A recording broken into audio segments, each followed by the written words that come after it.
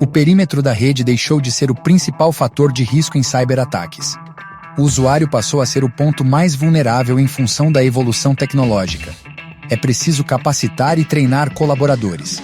A Phishing Plus é a plataforma para simulação de ataques de phishing mais avançada e adequada às leis globais de privacidade em todo o mundo. Através dela, é possível criar programas completos de educação, disparar fake phishings, oferecer e-learning, detectar credenciais vazadas na web, fazer campanhas pelo WhatsApp, e-mail, SMS e muito mais. Conheça agora a nossa plataforma e construa um ambiente corporativo mais seguro. Fale com o nosso time de vendas.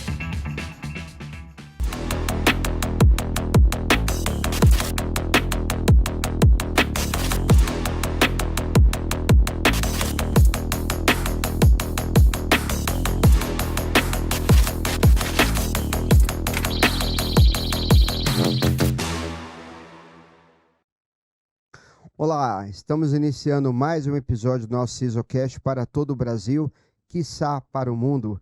E você nos acompanha através das redes sociais, você vai lá no YouTube, no buscador, digita CISOcast, dá um Enter e vai nos encontrar. Você pode também achar o nosso canal através do nosso site oficial, que é o CISOcast.com, e também através do Instagram, TikTok e agora Spotify também, estamos lá também. E evidentemente que você tem os acessos aqui também na home do canal e na home dessa edição, tá?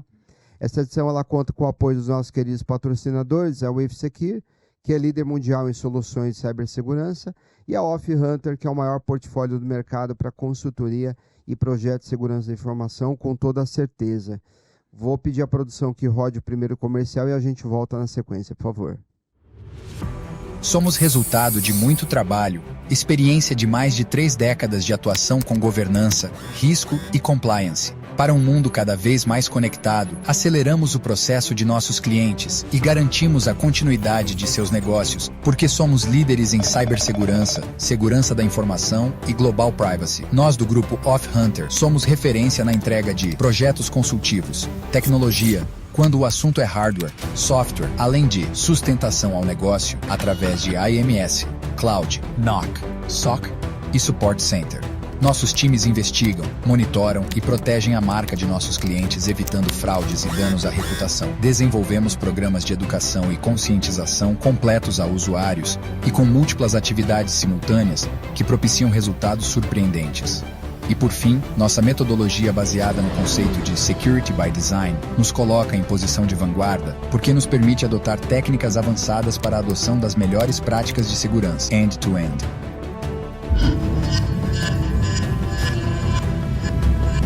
Prazer, somos o grupo AuthHunter.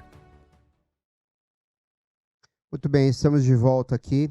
Ele é executivo com mais de 18 anos de experiência na área de TI, inovação, segurança da informação e privacidade e proteção de dados, liderando equipes multidisciplinares, desenvolvendo projetos em segmentos imobiliário, de serviços, automobilísticos, seguros, entre outros. Também 18 anos, né? Atualmente ele é CIO da SIM, membro do Comitê de TI da Abrace, Associação Brasileira de Shopping Centers, e do SAB, que é o Strategic Advisor Board do HDI Brasil, que é o Help Desk Institute. Curador e coautor do livro Jornada ESM, publicado pela editora Brasport, 2023. Essa figura ilustre veio para bater um papo conosco e na minha frente está aqui Daniel Fabiciak. Tudo bem, Daniel? Tudo ótimo, Alan. Maravilha. Prazer tê-lo aqui, viu? É um prazer enorme e agradeço pelo convite. Eu que agradeço a vinda aqui. Para nós é um prazer imensurável. Eu vou pedir que você, Daniel, se apresente para o público que ainda não o conhece. Fala um pouquinho da sua trajetória e da missão que você tem pela frente aí, por favor. Legal. Bom, meu nome é Daniel Fabiciak, né? Como você adiantou, já estou aí com 18 anos de rodagem aí no mercado de tecnologia, segurança. Já passei por algumas empresas do mercado, trabalhei um pouco no Grupo Camargo Corrêa, passei por Porto Seguro, passei pelo Grupo Protege, né, de segurança, proteção de valores.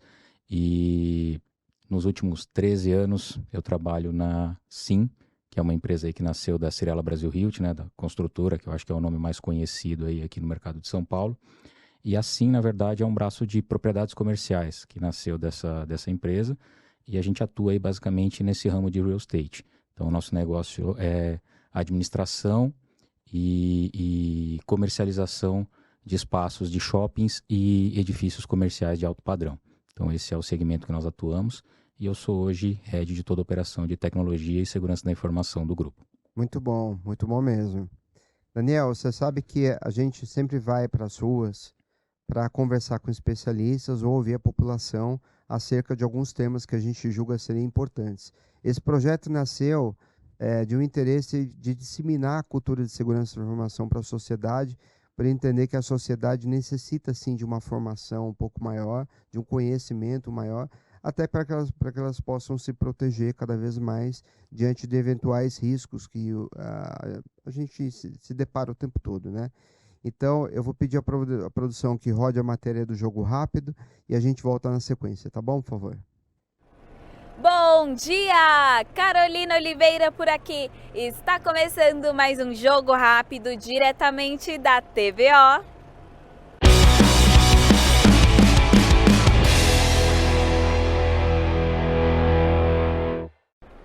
Antes da pandemia, as atividades em home office não eram tão disseminadas no mundo.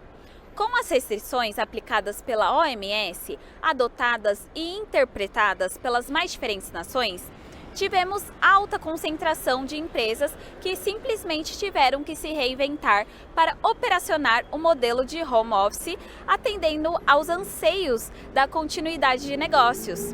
Então viemos às ruas para ouvir a opinião das pessoas a respeito desse tema. Bora lá conferir? Bom, pessoal, estou aqui com a Pamela.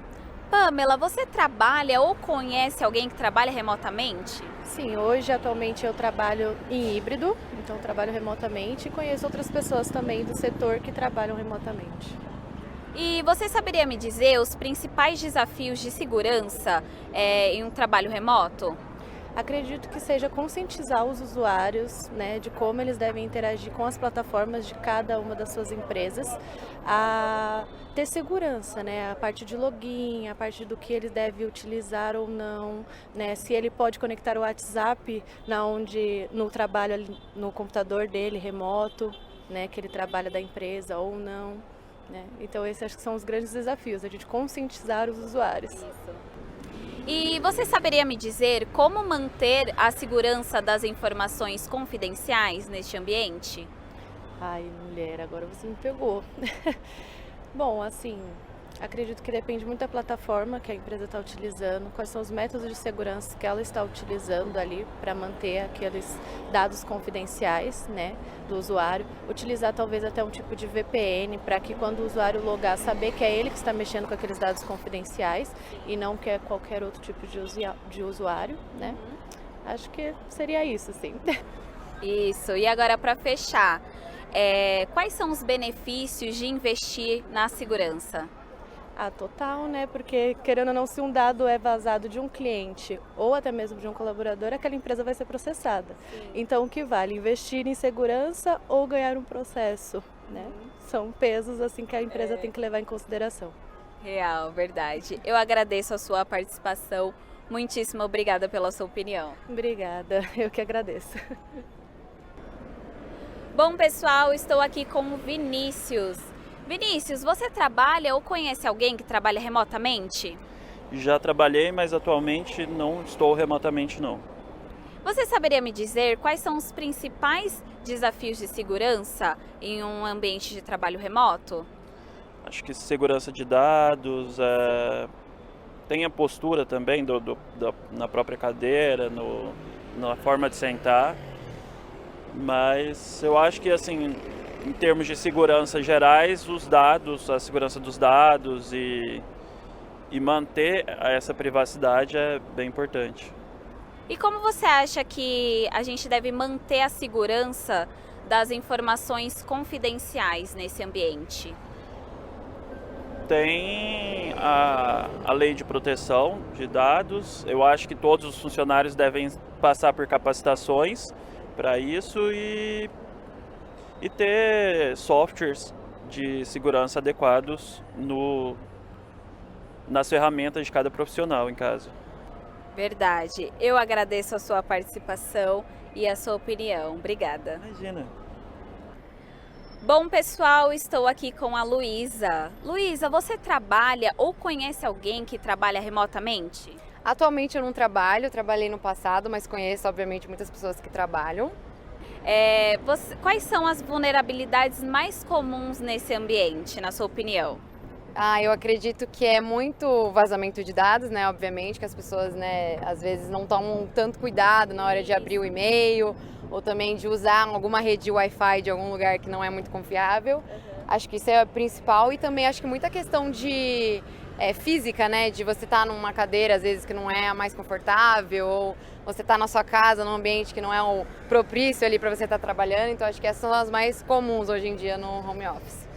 E como você acha que devemos manter a segurança das informações confidenciais nesse ambiente? Eu acho que é principalmente sempre se atentar ali nos e-mails, né? Eu acho que as empresas têm muito papel de fazer treinamentos, né? Instruindo os seus colaboradores a não abrir esses e-mails, não clicar em links suspeitos. Eu acho que também a ensinar a como trabalhar em casa de uma forma que você está, né, no seu melhor estado ali físico e mental, né? Acho que principalmente também. Para que seja um ambiente bom, né? Tanto quanto da empresa, né? Que é o escritório, que já é feito para isso, mas na sua própria casa. Maravilha, eu agradeço a sua participação, a sua opinião, o seu relato. Obrigada. Obrigada. Bom, pessoal, encerramos as entrevistas por aqui. Galera do CISOcast, agora é com vocês!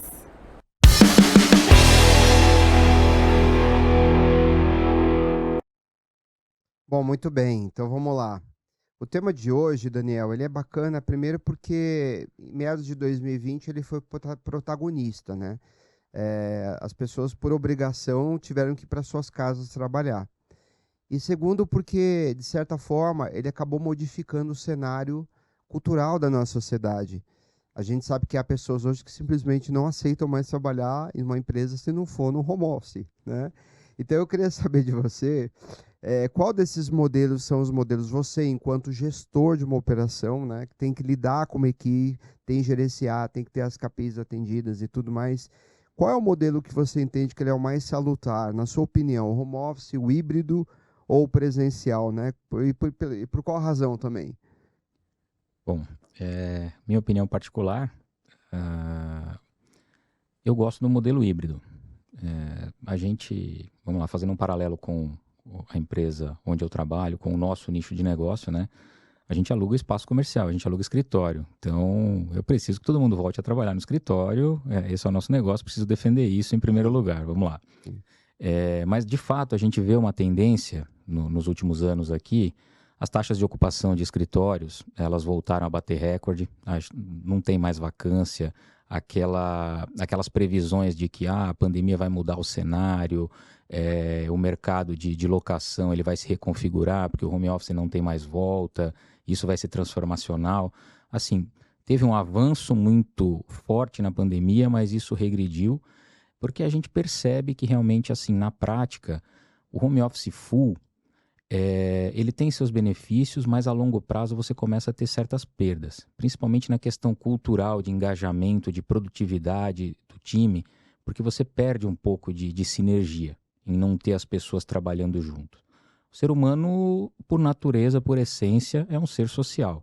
Então, quando você não consegue ter uma interação mínima das pessoas trabalhando junto, produzindo juntas ali em um mesmo ambiente, eu acho que a gente começa a perder um pouco. Então, o nosso escritório mesmo, nós estamos hoje com um regime híbrido, voltamos aí para 4 dias presencial e 1 dia home office.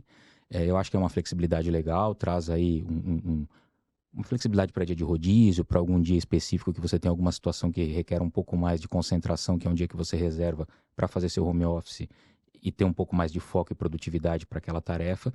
Mas é legal nos demais dias você estar realmente no ambiente de trabalho, conviver com seus pares, você consegue produzir e gerar muito mais sinergia e engajamento com uma equipe. Essa é a minha visão como gestor, como líder aí de equipe e de um time multidisciplinar. Eu vejo que a gente entrega mais resultados dessa forma, opinião particular. Sim. Falando de preferência, essa é a opinião do Daniel. Tá certo, mas a opinião tem que ser sua mesmo, é um direito seu. E tem um aspecto também que a gente não está colocando aqui, que é uma coisa que a gente prega muito lá na companhia, que é o seguinte: as pessoas que fazem home office, elas precisam necessariamente praticar exercício físico, sair de casa em algum momento do dia, ver a luz do sol. Tem vários fatores que impactam até a saúde, inclusive, a saúde mental, inclusive, né? Então, eu acho que isso também se soma à sua argumentação, né? Faz todo sentido. Mas a gente, evidentemente, respeita a cultura de cada companhia, né? É a opinião que a gente tem aqui, né? E isso não afeta muita coisa, não. Se formos discorrer sobre isso, a gente passaria o podcast inteiro. Tem várias outras situações, prós, contras, tem a realidade de cada um, quem mora mais longe, quem mora mais perto, quem tem infraestrutura melhor em casa, quem não tem. Quem tem pai doente, mãe Exato, doente, mas filho. assim, em condições normais, minha preferência é essa, mas eu sei que tem N outros fatores, então, até para simplificar, eu acho que seria mais ou menos esse meu ponto, mais óbvio. É uma situação bem mais abrangente do que somente isso. Isso. E que se meça pelo resultado, né? Exato. E eu gostaria de saber de você se você acredita que a cultura do home office ela influenciou o comportamento dos colaboradores, se comparado àqueles de antigamente. A gente que ia todo dia lá, pegava transporte público, ia lá para o lugar, ou tinha carro num dado momento da vida. Você acha que isso influenciou o comportamento das pessoas, o pós-pandemia? Eu acho que mudou um pouco, sim. Acho que o primeiro ponto assim, foi a questão da resistência mesmo, né? O ponto de inflexão na virada, quando a gente teve que retornar, gerou um pouco de dificuldade, gerou uma barreira de resistência que foi difícil de superar. Eu vou falar isso da equipe de tecnologia. A gente teve um pouco de dificuldade no início, de adaptação, mas isso se estendeu para todas as equipes da empresa. Então, o retorno foi um pouco traumático até que as coisas se acomodaram, né? Até que o novo normal voltasse a ser o antigo normal, e a gente até se perde nessas terminologias, mas a transição ali ela foi um pouco difícil. Mas acho que hoje as coisas voltaram a funcionar. Eu acho, mas o grande ponto é assim, o pessoal aprendeu que dá para trabalhar de casa. Então, por mais que a empresa retornou para o presencial, que o home office é uma flexibilidade, é um dia na semana, as pessoas entendem que dá para trabalhar no home office, que tem essa possibilidade, que em casos de exceção eles podem exigir isso e que a gente consegue entregar um nível de serviço de excelência nesse modelo de trabalho. No nosso caso, a pandemia foi realmente ali um desafio, como acho que no nosso caso não foi exclusividade, muitas empresas passaram por isso. Mas a pandemia para a gente foi um choque de realidade gigantesco, assim, nós não estávamos preparados para isso, nós não tínhamos sequer equipamentos para isso, porque 80% da força de trabalho trabalhava com desktop. Então, no nosso caso, não foi nem somente provisionar acesso remoto, tecnologia de acesso remoto. A gente teve que começar da base, que era equipamento. A gente teve que conseguir notebook no momento em que o mercado inteiro estava procurando locação de equipamento às pressas para fazer aquela transição de uma semana para outra, quando decretou-se aí o período de lockdown. Então, a gente teve que superar esse desafio primeiro de equipamento, depois de viabilizar a tecnologia, fazer configuração, migrar perfil de usuário, treinar minimamente o pessoal, divulgar procedimento, mandar o pessoal para casa trabalhar, fazer conscientização, divulgar a ferramenta de colaboração, que era algo que ainda estava começando na cultura da empresa, e sem vergonha de assumir, como muita gente teve que fazer, a gente não estava maduro do ponto de vista de segurança no ano de 2020, foi realmente a gente teve que assumir um risco para manter a empresa funcionando. Aquilo ali foi um ano de continuidade operacional. A premissa foi equipamento, tecnologia, colocar o pessoal para trabalhar, manter a empresa rodando, primeira missão. 2021 em diante que a gente começou de fato a trabalhar na segurança, proteção, amadurecer controles, amadurecer ferramenta, amadurecer tecnologia para conseguir proteger um pouco mais esse ambiente novo do home office, que é um pouco do foco da conversa de hoje. Com certeza. Mas 2020 foi ali realmente um ano super desafiador. E o que mudou na cultura das pessoas, né? Depois que a gente provisionou, colocou eles para trabalhar em casa, ficaram quase um ano trabalhando diretamente em casa, voltaram para o escritório, mas eles sabem que agora, se precisar ficar uma semana fora, 2 dias fora, eles têm o mesmo nível de exigência de quando estão no escritório. Com certeza. E a gente precisa manter esse nível de serviço, esse nível de expectativa e atender isso tanto em termos de performance quanto em termos de segurança. É até legal, pela matéria que a gente acabou de ver, que antes da pandemia, esse nível de comentário que as pessoas normais aí que foram entrevistadas na rua fizeram sobre os aspectos de segurança que tem no home office, no trabalho remoto, no trabalho híbrido, não era uma coisa tão trivial de pessoas normais na rua que não são da área de tecnologia comentarem. E já é algo que está na cultura de todo mundo no dia a dia. Você viu que foi natural eles comentarem, cada um dentro do seu nível de profundidade de conhecimento, mas todo mundo tem um básico de noção sobre isso. Isso é um reflexo muito grande da mudança de cultura que a pandemia trouxe, a virada para remoto, híbrido e tudo mais. Aí eu acho que é uma prova grande aí dessa mudança. E aconteceu na empresa também. Com certeza. E isso que você falou foi bem tão pertinente, porque no passado as empresas precisavam ter contratos de Continuity Center.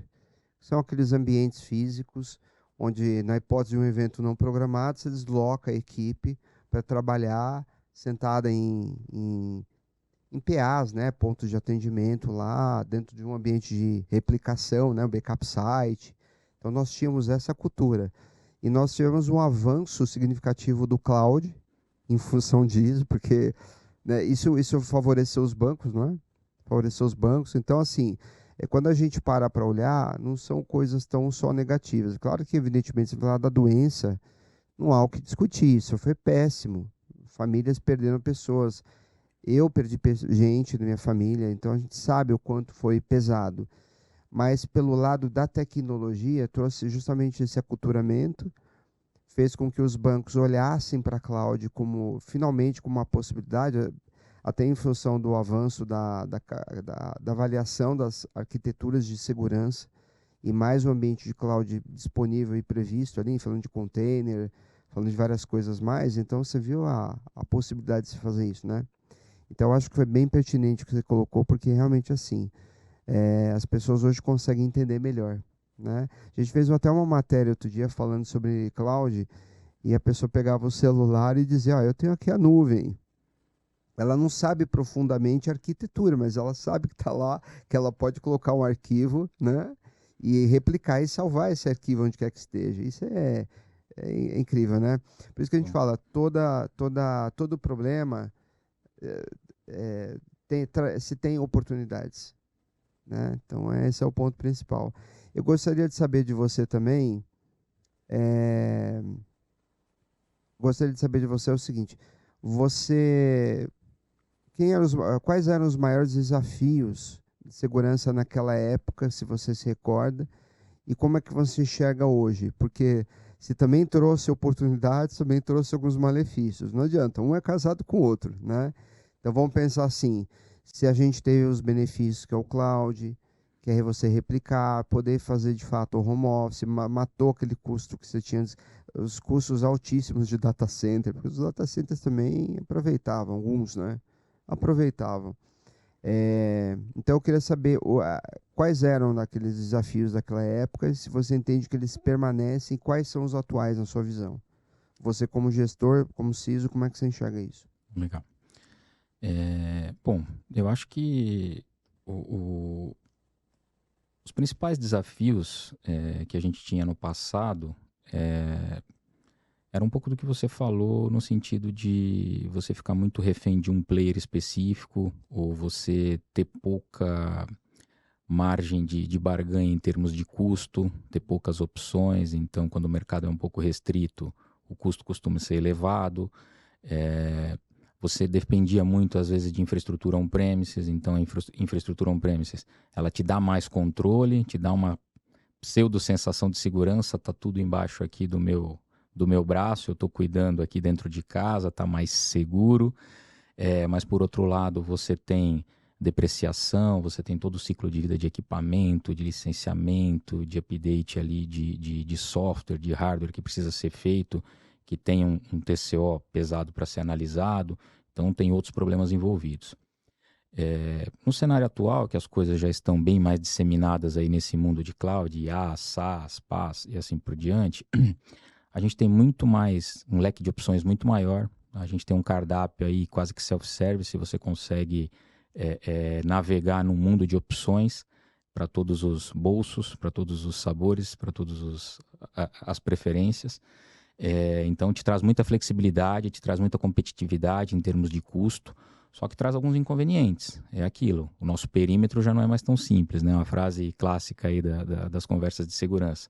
O perímetro já não é mais tão visível, né? O perímetro agora é a minha casa, é meu celular, enfim, não existe mais perímetro, né? Seu dispositivo. É o meu dispositivo. Então, como que eu controlo o que o cara está acessando, como que eu previno um tipo de vazamento de dados no dispositivo, na nuvem que ele acessa. Isso tudo requer investimento. Isso tudo requer E investimento. dinheiro não dá em árvore. Então, assim, você otimiza o investimento de algumas coisas, não tem mais tanto hardware, mais tanto licenciamento, mais tanto contrato de suporte para renovar, mas agora eu preciso ter ferramentas que ajudem a controlar esse mundo. É CASB, é DLP, enfim, a nossa sopa de letrinhas AIM, aqui. gestão de identidade, CIEM e assim por diante. Então, a gente vai transformando. A grande verdade sempre vai ser necessário investimento. O que a gente consegue trazer é muito mais flexibilidade, velocidade, tempo de resposta e retorno rápido aí para alavancar resultado de negócio. Então, acho que o principal é isso. Se a gente está conseguindo entregar valor para negócio, mantendo custos aceitáveis, otimizando os investimentos associados, esse é o segredo da coisa. Não dá para pensar só no custo, tem que ser sempre esse trade-off aqui. Mas, obviamente, que o cenário mudou bastante. Então... Tinha uma iniciativa do parlamento, no ano retrasado, de fazer com que as empresas tivessem uma dedução do imposto de renda em função dos investimentos em LGPD. Você lembra de algo assim? Eu ouvi alguma coisa nesse sentido. Se alguém souber e puder mandar mensagem aí, eu queria saber o que aconteceu com esse projeto de lei que estava sendo tratado, né? E isso aí é uma coisa que para nós seria altamente significativa, por duas razões. Traria o compliance a LGPD com muito mais velocidade e, ao mesmo tempo, faria com que o mercado girasse. Pelo menos no que tange esse segmento de investimento, faria com que girasse também, né? Porque acho que é importante, sim, a empresa ela tem uma responsabilidade ali em relação à sociedade, mas o que a gente fala, dinheiro não dá em árvore, volto. Então, assim, como que você investe em tanta coisa, sabendo que você precisa de tanta coisa, mas ao mesmo tempo você tem ali uma agência nacional de proteção ali, regulando tudo, né, verificando todo o processo e te cobrando. Aí só te resta boa fé, seguir alguns critérios básicos do que você faz, mas como é que você olha tudo isso? Eu queria saber. É um tanto quanto complexo, né? Um pouco do cenário aí que eu avalio também, quando a gente fala sobre LGPD, sobre privacidade de dados, que também foi uma jornada que a gente embarcou aí desde 2019, quando a gente começou o trabalho de adequação, data mapping, posteriormente adequação jurídica, adequação técnica, e desde então aí a gente vem navegando nesse mundo, com apoio aí de parceiros especializados e tudo mais. Só para contextualizar, a gente tem um comitê de privacidade lá na companhia. Desse comitê fazem parte eu como representante de tecnologia e segurança, uma representante de compliance, um representante jurídico, e nós temos um DPO externo, né? Então essa é a configuração do comitê de privacidade da SIM. E a gente tem muito trabalho, tem muita demanda lá, mas hoje a gente vê que a grande realidade da maioria das empresas, ela está girando muito numa esfera jurídica, esse tema de privacidade. É isso aí. Por que isso? Porque quando a gente vai para na questão técnica propriamente dita, a gente começa a bater nesse ponto. É investimento pesado, é investimento significativo. E qual que é o ponto de comparação para valer a pena fazer esse investimento? Não tem nenhuma contrapartida, como você comentou.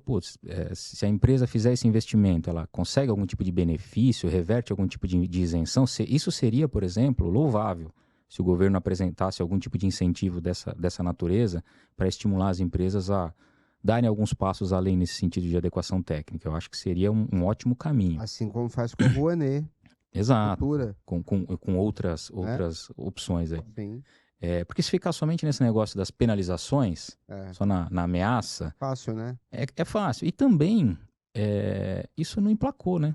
O que a gente vê, de fato, na LGPD é que nos 2 primeiros anos, todo mundo correu muito para tentar adequar, com muito medo do que iria ser, tudo bem, a agência foi implementada, virou autarquia, está regularizada hoje, mas a gente não vê na prática ainda uma fiscalização efetiva ou, de fato, casos que levantem aí uma certa preocupação de, puxa, olha, tal empresa teve um problema grave lá, uma penalização significativa, então a gente precisa investir um pouco mais pesado nesse quesito aqui.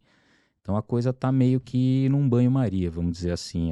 É um pouco da visão que eu tenho. É isso aí. Então a gente vê muita preocupação, muita discussão ainda no campo jurídico, no campo processo, procedimento, documentação, política. Isso aí é um trabalho muito forte que é feito, inclusive a gente trabalha muito nessa área.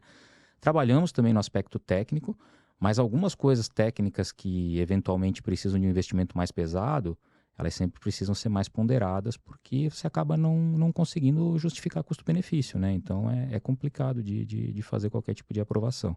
Mas você acha que essa situação ela se dá em função de não haver uma mão de ferro por parte do governo? Ou você acha que o Brasil, isso é um aspecto cultural que faz com que o brasileiro, não digo desanime, mas não leve tão a sério certas coisas que deveria levar, né? A gente até falou do camarada ter que investir em GRC, porque o GRC é a base de tudo para adequação, né? 50% a 70% é GRC, né? Vai falar matriz de 400 pontos, vai falar de framework de conformidade, tá lá o GRC, para estabelecer controles, etc. e tal. Só que a gente já falou que muitos investem o que é necessário para atender a auditoria, os anseios da auditoria, um cliente que está cobrando, pontualmente, né? Falta na cultura. O que você acha que é isso? Eu não sei se o caminho é a mão de ferro do governo, mas a cultura do Brasil ela é um pouco solta nesse sentido. Deixa que eu empurro. É isso.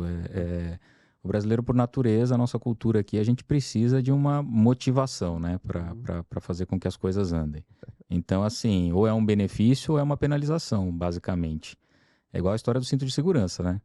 Todo mundo aprendeu a usar depois que começou depois que começou a multar. Enquanto era só pela proteção à vida, a lei do cinto não pegava, como a gente fala, que é só aqui que a lei precisa pegar, né? O que a lei precisa pegar ou não pegar. Mas a multa começou a reverter o comportamento do cinto e o cinto se tornar algo comum no dia a dia, né, da rotina das pessoas. E tudo aqui parece que é assim. Se você não tiver algo para motivar a pessoa a seguir aquilo, seja um benefício ou seja uma punição, as coisas não engrenam. Isso faz parte da cultura do nosso país. Então, algum incentivo precisa ter. Agora, se tem que ser a mão de ferro ou se tem que ser algum tipo de incentivo, quem sou eu para dizer qual que é o correto? Com certeza. Mas a gente percebe que é isso, né? O brasileiro, simplesmente pela consciência, é difícil. Ele, não, isso aqui é o certo, vamos por aqui, tem que fazer, né? A cultura geral, ele prefere pagar para ver, né? É um pouco da cultura do país, infelizmente. Cultura ou falta de, né? Ou falta de, exato, né? Mas... Tem uma montadora que eu lembro que eu ia até lá para vender o peixe, né? E aí eu lembro que o japonês olhava para mim e dizia assim, quantos veículos tais eu tenho que vender para pagar isso aí? Ele já tinha essa cultura. Mas a partir do momento que você tem uma lei instituída, ele já tem que olhar para a cadeia de valor, ou seja, qual é o processo que eu vou tomar se eu eventualmente tiver um incidente, um vazamento, etc e tal, né? É engraçado, é sempre baseado numa obrigação, né? Então você está certíssimo nisso. E eu queria saber de você o seguinte, na sua opinião, quais foram os aprendizados que nós tivemos do pós-pandemia, né? Porque eu sei que a LGPD ela ajudou no Brasil, a PPI no Japão, a POP, a CCPA, todas essas leis de privacidade acabaram tendo um papel fundamental no período da pandemia também, para fazer com que as coisas andassem um pouco mais, né? Foram cruciais.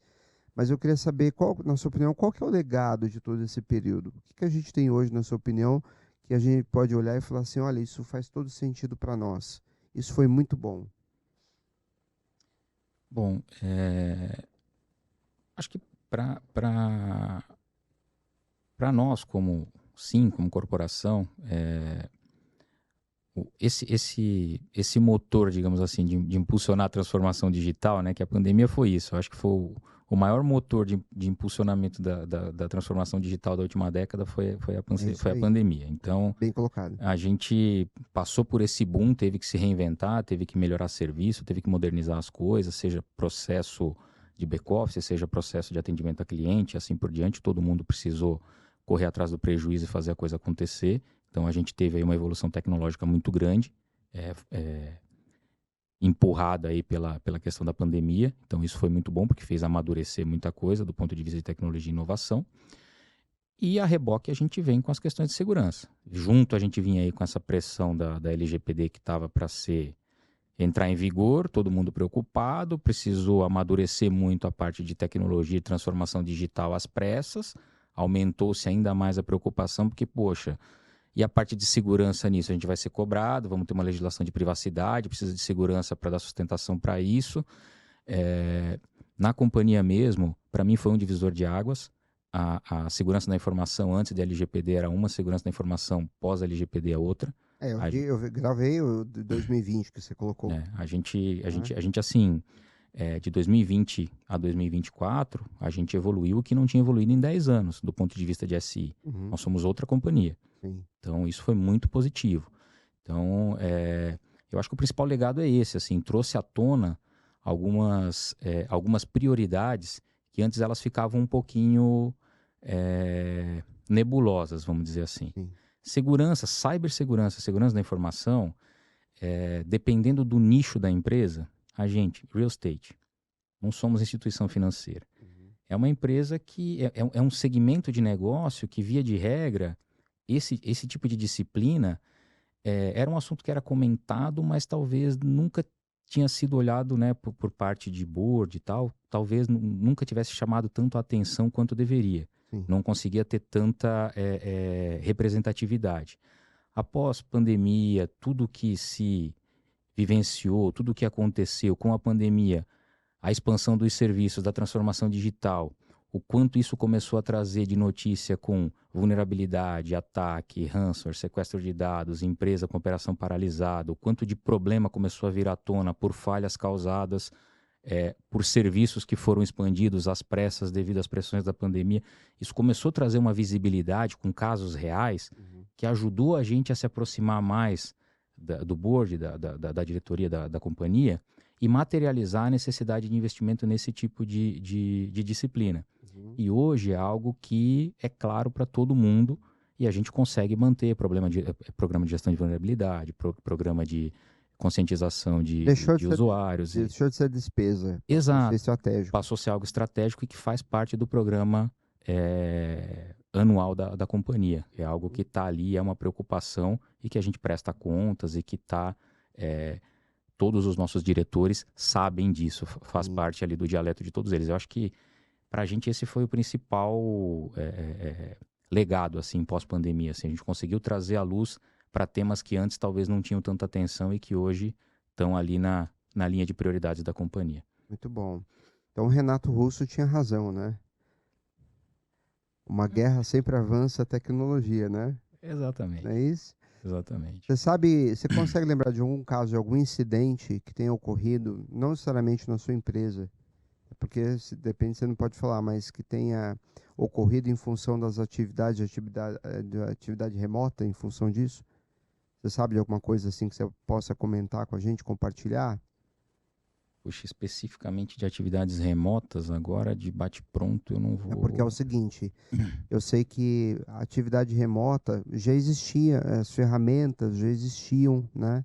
Já existiam as iniciativas, mas hoje a gente fala muito em ZTNA, fala muito em SaaS, né? Então, antigamente você olhava para uma empresa que não tinha um firewall, você ficava chocado. Hoje ela não necessariamente precisa ter um firewall. Se ela tiver uma estrutura, né, em SaaS, SD-WAN, proxy, etc e tal, eles tiver arquitetura robusta, aqueles mesmos elementos eles conseguem operar trazendo às vezes tanta segurança ou mais em função da arquitetura, até porque a gente fala muito em IaaS hoje em dia, né? Então, mas tudo isso surgiu teve um potencial de desenvolvimento em função das leis de privacidade, teve em função da pandemia também. Eles puderam nadar, né, na onda das chances de entrar no mercado e levar essa informação.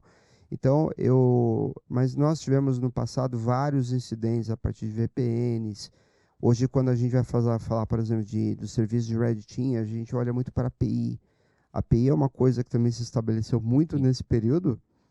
Então, a empresa não adota o Security by Design, a área comercial, coitada da área comercial, vão achar que eu tenho alguma coisa contra, que eu sou um exemplo deles. Mas a área comercial resolve contratar um CRM, não comunica a área de segurança, traz uma API lá que por fora é bela viola, engatou lá, faz o Red Team e você chegou na operação. São coisas assim. E tivemos vários casos, né, envolvendo algumas grandes varejistas, empresas de processamento de dados, de informações. Você se lembra de alguma coisa que tenha acontecido que serviu de exemplo para vocês lá na operação? Olha, uma coisa que foge um pouquinho até do tema só do acesso remoto, mas eu vou citar 2 exemplos. Por assim. favor. Eu parto muito da filosofia de que a gente precisa fazer o básico bem feito. Uhum, Isso é uma coisa que eu bato muito com a minha equipe técnica lá, uhum, porque no final do dia, assim, a equipe de especialistas, o sonho deles é ter a solução mais robusta, mais complexa, mais completa possível, uhum. e nem sempre a realidade do negócio permite isso. Então a Então, gente precisa sempre achar o ponto de equilíbrio por exemplo, Zero Trust é uma coisa que até hoje nunca consegui justificar para o nosso segmento de negócio, para a nossa realidade. uhum, Então a gente ainda trabalha com arquitetura de VPN, é um exemplo. uhum, Então quando a gente fala de acesso remoto, a gente não chegou a ter incidente, mas quando nós migramos essa operação meio que a toque de caixa para a modalidade remota, pouco tempo depois a gente já começou o trabalho depois que as coisas estabilizaram, a gente começou o trabalho que eu comentei de análise de vulnerabilidade, enfim, e de gestão disso. E o vetor de entrada do primeiro trabalho que a gente fez, que justificou esse trabalho que foi de correção, né, de análise, monitoramento e correção de vulnerabilidade que a gente tem rodando até hoje, o vetor de entrada foi VPN mal configurado. uhum, Seria através dele, se tivesse sido um ataque, teria paralisado o nosso ambiente. uhum. Foi um teste, demonstraram o potencial estrago que seria feito e através dali a gente começou, obviamente fez toda a blindagem, tudo que precisaria, ajustou ao máximo.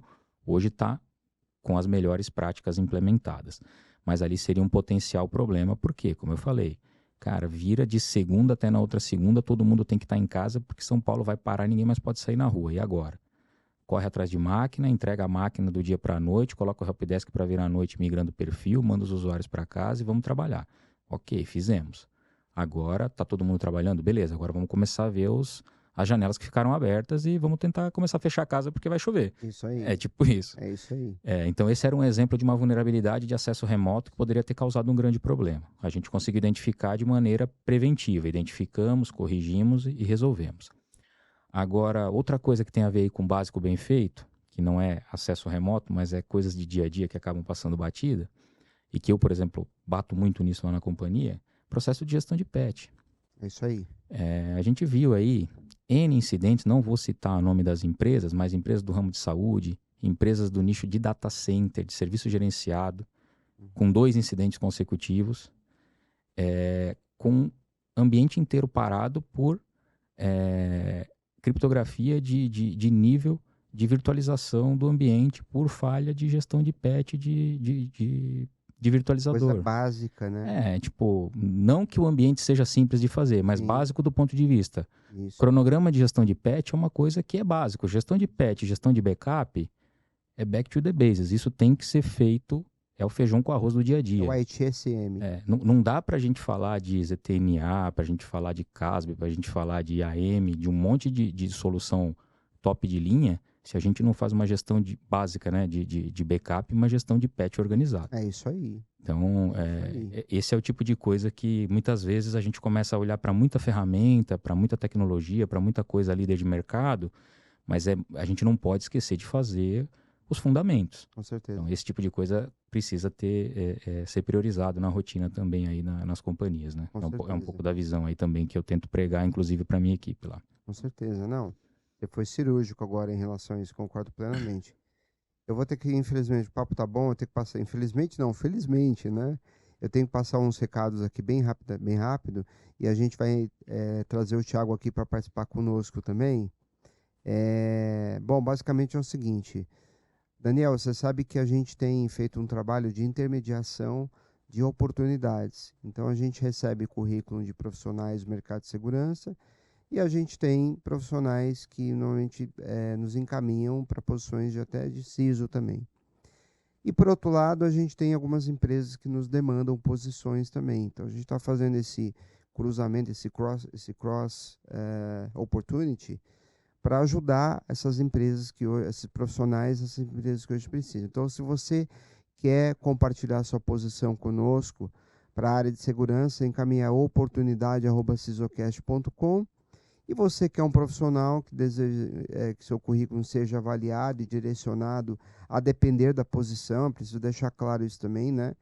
Então, você encaminha para o mesmo e-mail, oportunidade@cisocast, tem uma pessoa que fica lá fazendo triagem e a gente consegue ajudar as pessoas a se empregarem, né? Que é o principal objetivo aqui.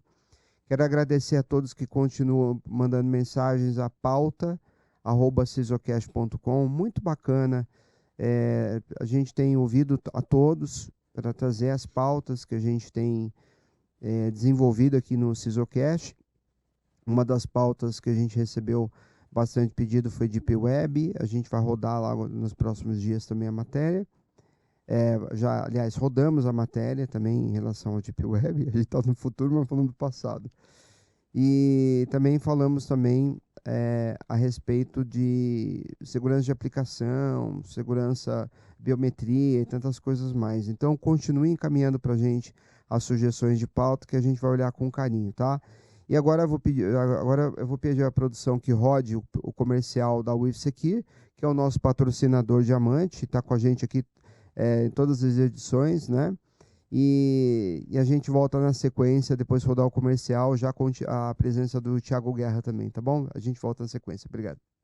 A WithSecure é uma empresa finlandesa líder mundial em soluções de cibersegurança entregue via plataforma unificada Elements. O Elements é uma solução modular única, composta por uma gama completa de produtos de segurança cibernética. Inclui o premiado gerenciamento de vulnerabilidades, gerenciamento de patches, proteção de endpoint, tecnologia de detecção e resposta para endpoint, cobertura para Microsoft 365, bem como gerenciamento de postura de segurança na nuvem. Juntos, os produtos oferecem solução de ponta a ponta e cobertura inigualável, podendo ser adquirido em SaaS. Conheça agora a nossa plataforma. Fale com o nosso time de vendas. Muito bem. Ele está aqui, nosso especialista em segurança da SecureGate, nosso parceiro e amigo Thiago Guerra. Tudo bem, Thiagão? Tudo bom, Alan? Joia, fez boa viagem? Excelente viagem. Muito bem. Para quem não sabe, o Thiago vem do Paraná, vem para cá toda vez para participar com a gente.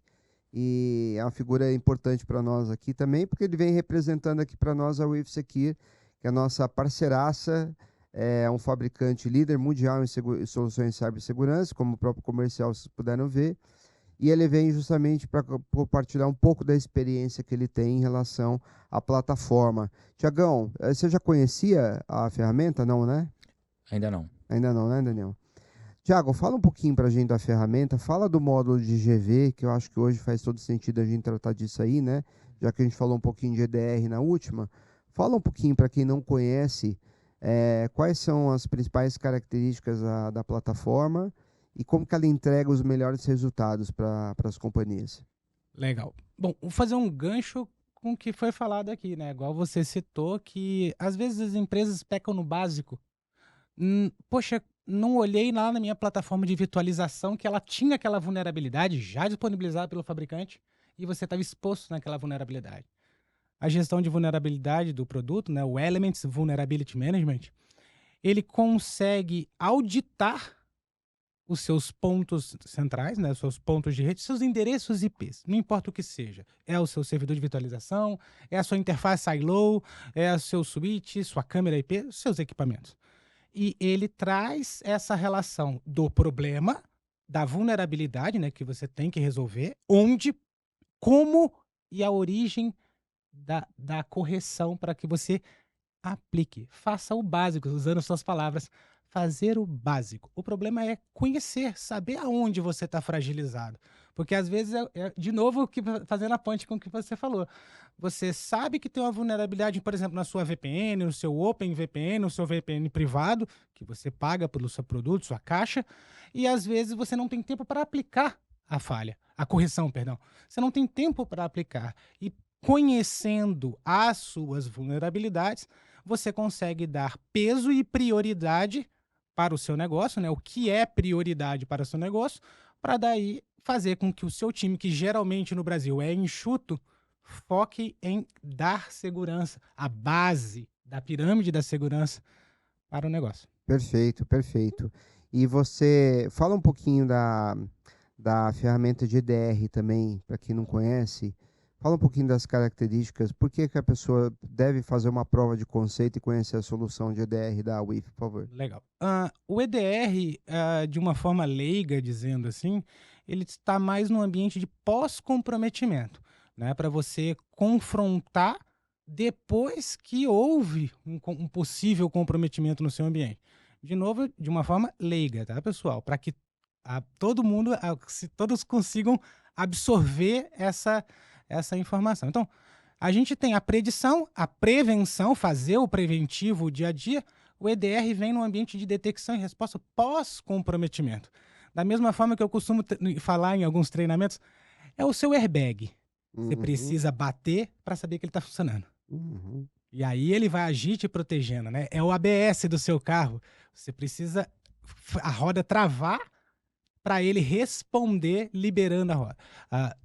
O EDR ele vem nesse intuito de coleta de informações, como as aplicações trabalharam por baixo daquele pano, para que te municie o coordenador, o seu time de cibersegurança, para compreender aonde foi os seus gaps, suas falhas, para daí você tentar fazer a remediação de política e assim dar ciclo de novo a todo o seu compliance de ajuste de conformidade na área de cibersegurança. E para a gente fechar, fala um pouquinho do Elevate. Só fazer um parênteses que acabou de vir a ideia. O EDR, né, tem muita gente que fala assim, aquela sopa de letrinhas, né? Pô, o meu é o YDR, o ZDR, só para não falar nome de nenhum outro nome. Sim. EDR vem de endpoint, e endpoint é qualquer ponto final. Não importa se ele é um switch, uma câmera, não importa qual é o ponto final na camada. É isso aí. E o endpoint é o todo. Algumas empresas inventam de MDR, XDR. O X é extended, é fora do endpoint. Não, espera, endpoint é endpoint. É isso aí, é vai só mudar. Uma ponta. Exatamente. O Elevate, ele vem no intuito de muitas empresas não têm sistemas ou pessoas ou empresas para que consigam auxiliar na monitoração, no diagnóstico, porque uma coisa é detectar. Isso. E como eu vou responder? Isso. Quem é meu blue team por trás, meu red team por trás? Você tem essas pessoas? Não, não tenho. Você tem com quem contar? Não, não tenho. Por exemplo, a empresa que adquiriu um EDR possui uma off-hunter por trás? Possui uma empresa parceira por trás para auxiliar no diagnóstico avançado? É quando a batata já está assando e o troço está pegando fogo. Sim. Não tem com quem contar. O Elevate é uma opção no sistema, na ferramenta, que com um clique o pessoal da WIF Secure, o Red Team da WIF Secure, entra em ação com você para auxiliar na tratativa daquele problema, naquele situacional, para remediar o quanto antes. Isso é muito Responder legal. O quanto antes, exatamente. Camarada não tem um SOC por trás, não tem exato. Assim, exato. Ele pode contar com o Elevate também. Com certeza. E o Elevate, diferente do Co-Monitor, que é uma outra pegada, o Elevate ele é manual. Você pede ajuda. Pedir ajuda aos universitários. Vamos fazer uma brincadeira aqui. Estou pedindo ajuda. Preciso solicitar. Quebrei o vidrinho e apertei o botão de emergência do alarme de incêndio. Ótimo. Já o Co-Monitor, ele, como o nome diz, ele continua monitoramento contínuo. Ele não. Bateu um alerta de alto índice de gravidade, automaticamente estão te ligando e te acordando. Excelente. Excelente. Não, show de bola. Bom, e para você que tem interesse então em conhecer a WIF Secure, você clica aqui no QR Code, clica aqui na tela, Se você vai ser direcionado para uma página, lá você confere novamente o vídeo do comercial para esclarecer alguma dúvida em relação ao produto. Porém, você pode ter um formulário lá que você coloca lá seus dados e você vai ter interação com a equipe que vai prontamente atender, seja por uma apresentação da solução, seja por uma prova de conceito, seja para qualquer assunto que você queira tratar, né? E, como a gente sempre diz, faça uma prova de conceito antes de adquirir qualquer produto, que o pobre do produto não tem culpa de nada, isso para qualquer solução do mercado, né? É preciso sempre que a pessoa tenha expertise, estabeleça processo prévio. Adquirir uma solução sem avaliar o processo é uma coisa que não faz muito sentido. Então, esse é o ponto aí que, com toda certeza, eles vão conseguir ajudar vocês. E com o código 2024, né, você consegue, que também aparece na tela, você também consegue um excelente desconto na aquisição da plataforma e, consequentemente, do serviço também, tá certo? Então, tá bom. Para a gente fechar agora, uma última pergunta que eu vou fazer para você, Daniel. Quais os 3 principais pontos de atenção em relação à segurança de uma empresa e que ela deve se atentar, né, quando ela resolve adotar um modelo remoto ou híbrido? Como eu falei, na questão de fazer o básico, uma coisa que a gente experimentou aí foi, PET, eu sou o defensor aí do PET bem aplicado. Primeira coisa. É importante ter uma ferramenta que consiga fazer gestão de patch dessas estações sem depender de infraestrutura, não atrelada a uma VPN, alguma coisa que funcione pela web, alguma coisa que seja transparente. Se a máquina está conectada na internet, eu consigo fazer uma gestão efetiva dos patches dessa máquina. Acho que é um ponto de atenção que eu considero importante. Ter, de fato, uma forma de acesso remoto seguro.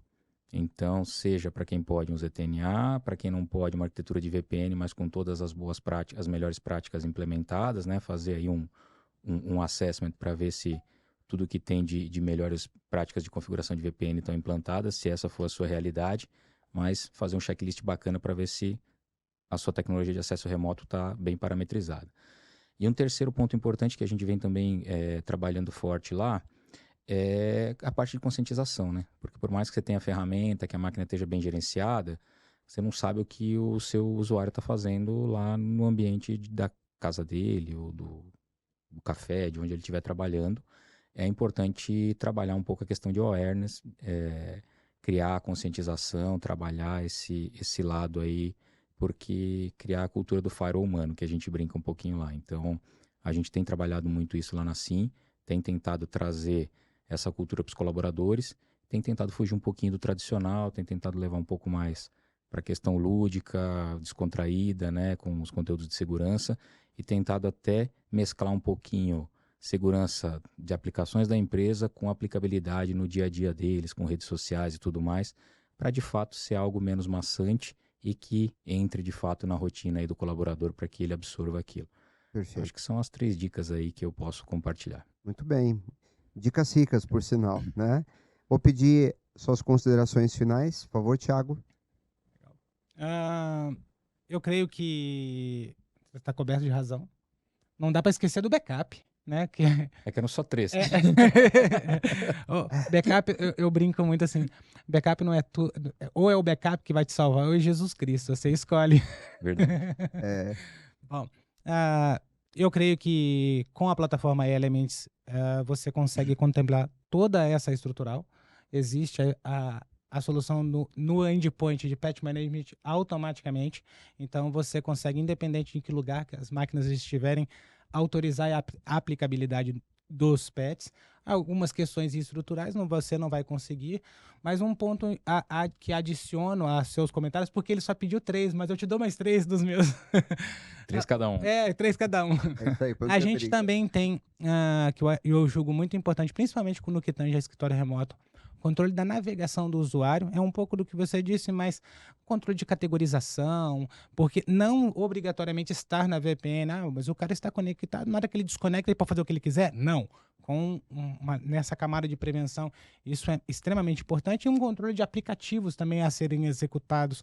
Eu vejo isso ali como um carro-chefe. Não necessariamente com relação a eventos como um EDR faria a mais aprofundado, mas os eventos básicos de ações sistêmicas, a coleta disso, não obrigatoriamente para levar para um CIEM, que seria um mundo adequado, mas só na central de segurança do endpoint, isso já está bem rico e funcional também.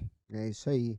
Muitas coisas, muito trabalho para pela frente, né? Suas considerações finais, Daniel, por favor. Bom, Alan, acho que só tenho aí a agradecer o convite, ao Hunter aí, o convite para participar aqui do programa. Espero A gente que agradece. o bate-papo aí tenha sido produtivo, que a gente tenha conseguido compartilhar alguns insights aí valiosos para quem está nos assistindo. Agradecer a audiência de quem nos assistir e deixo meu contato à disposição aí para quem quiser adicionar no LinkedIn, Daniel Fabisiak. É fácil de encontrar, o sobrenome não é muito comum e fico à disposição aí para quem quiser trocar mais figurinha, trocar mais experiências aí. Estou super acessível. Maravilha. A gente agradece, foi de grande valor, grande valia a sua presença aqui. Como sempre, obrigado, Thiago. Fiquem todos com Deus. A gente volta na próxima semana para mais uma edição e até breve. Obrigado. Tchau.